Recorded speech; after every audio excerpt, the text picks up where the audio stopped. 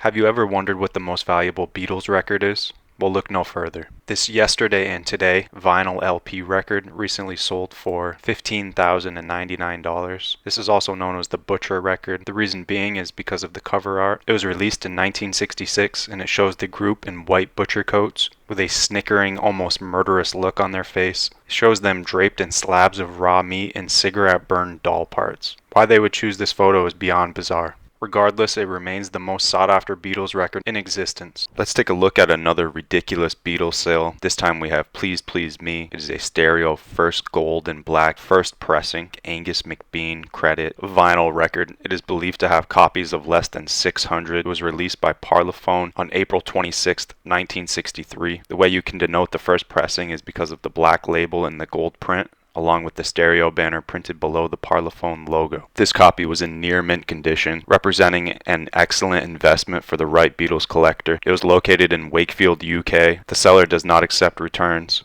and the price tag on this was $13,015.80. That's some ridiculous money. I was recently doing some research on vinyl records when I bumped into this sale that I almost couldn't believe. What we have here is a 2020 Frank Ocean 7-inch vinyl These Days sealed record. When looking at the photos, you can clearly tell that it is sealed, has never been opened, and the seller also states this in the description. And then the shocking part is that this sold for $12,800 and it is a confirmed sale. Here's one of the most valuable classical records in existence. It is also among Columbia's most valuable records. It is Beethoven's Choral Symphony No. 9 by the Cleveland Orchestra, which was conducted by George Szell. This record is in near mint condition and is a complete 2 LP set. You can identify this record based on its number. It is SAX 2512 and then the other side is 2513. The seller recently took an offer on $9,900. This is why you shouldn't pass up looking at classical records. Here's another vinyl record worth a lot of money. This time it is Depeche Mode, Music for the Masses. It was released in 1987. Depeche Mode is an English rock band. This was released by Mute Records, and you can identify this record based on its catalog number, which is STUMM or STUM 47. According to the seller, this is a withdrawn sleeve and was rejected, so only a few copies are actually on the market, with this being original artwork that was approved but then later destroyed. The vinyl is brand new and has never been played, and after 45 bids, the seller got $9,300. Here's one of the coolest pieces of classic rock history that I've ever seen. It is a Metallica Kill Them All vinyl record, number MRI069. It is a first edition, first pressing, and it is signed by all 4 original members, and it also comes with a COA from Beckett. According to the seller, the record itself is in very good condition, with some minor signs of wear, and the inner LP sleeve is actually in fair condition. It was obtained from a record shop in Long Island, New York as part of their 1983 promotion tour, and it sold for a buy it now price of $8,995. 1963's Introducing the Beatles is perhaps the most counterfeited record of all time. For the last few months of 1963, this was the only Beatles album available for purchase in American shops. With so many fake copies floating around, finding an original is like finding a needle in a haystack. Thus, knowing how to spot an original is key for collectors. First, the vast majority of the first issues were manufactured in Chicago and St. Louis. And a characteristic of an original is a glossy coated paper stock, both front and back. Another key component is that the printing quality of the photo should be very sharp and clear. It is also said that all original covers have a 1/4 inch overlap of cardboard at the top and bottom of the inside cover. Here's an excellent example of that was somehow sealed, and after 30 bids it pulled in $8,988. If you haven't heard her name in the last few months, I'm not sure what planet you're on. Here's a 2012 limited edition red 2 LP vinyl set, hand signed by the one and only Taylor Swift. This record has never been played, although there are a few wear marks on the sleeve. It comes with no certificate of authenticity, but despite this, it recently sold for a buy it now price of $6,995. This 1967 Freewheelin by Bob Dylan just made someone some serious money. It is believed that there are less than 20 of these worldwide, due to the fact that it contains 4 deleted tracks, which were supposed to have been destroyed. Rocks and Gravel and Let Me Die in My Footsteps replace Girl from the North Country and Masters of War on side 1. Side 2 has Gamblin' Willie's Dead Man's Hand and Talkin' John Birch Society Blues instead of Bob Dylan's Dream and Talkin' World War III Blues. So what's it worth? $6,999.99. If you're a fan of Iron Maiden, you might like this. Here is an ultra rare Twilight Zone and Wrathchild 7-inch 45 record. It was released in 1981 by EMI Records, and this is a first UK pressing. It's clear vinyl and it has the 4-prong push push-out center. It also comes with the original sleeve. This is an extremely hard record to find. As you can tell from the photos, it's not in perfect condition, and it definitely needs a cleaning. But despite this, after 89 bids,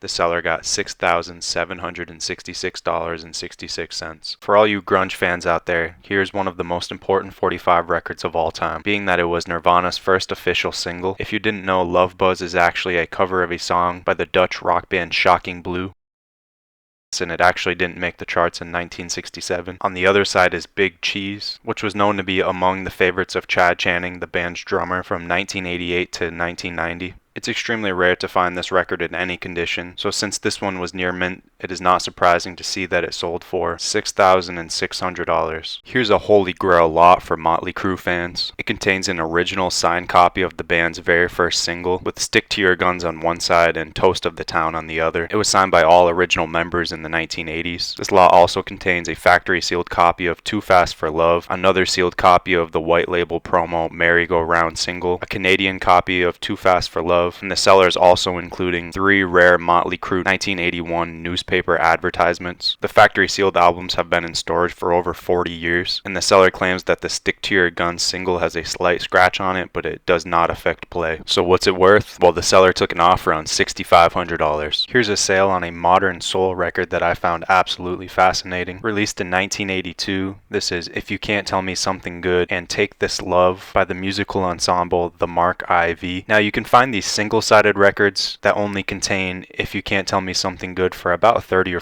$40, but this one's very rare because it's the double-sided and it's not a reissue. The seller states that this record was in near mint condition, with the disc appearing previously unplayed with very few cosmetic blemishes. After 49 bids, this 45 record brought in $6,401.01. This record pulled in $6,100. It was sold at auction. It's a confirmed sale. It is a Don Pullen and Milford Graves at Yale LP record.